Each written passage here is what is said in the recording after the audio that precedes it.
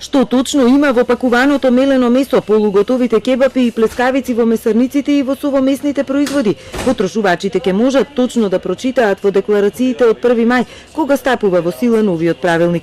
Со него детално се уредува кои категории месо можат да се користат, а во декларациите да има точни информации колкав е процентот на вода, какви се протеините, колку и какви адитиви содржи производот, но и за потеклото на месото и дали тоа е добиено од свежо или од замрзнато месо. Клучниот дел е во определување колку од скупните протеини, колку има животински, тоест од животинските колку се колагени.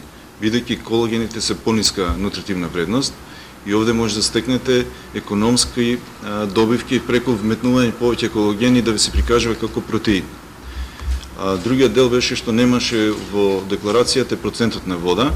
Знаете дека со додавање на водата имате класична злоупотреба, плаќате месо, добивате вода. На инспекторите им се дадени точни инструкции. Од 1 мај следуваат зајакнати контроли, а месарниците што нема да имаат прецизни декларации ризикуваат казни од 500 до 1500 евра.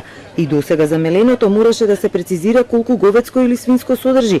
Од Еснав одвелат, кога потрошувачот сака да купи ефтино, треба да е свесен дека има додатоци кои морало да бидат наведени, но признаваат дека одредени месарници правеле малверзации. Затоа сега точно ќе се утврди кои категории месо смеат да се ставаат. Речеме како до сега, користејќи ги сродните и другите називи, останати неколку оператори користеа, да речем, заобиколување и става и останати најповеќе, да речеме, тука да го спомнеме, желудникот.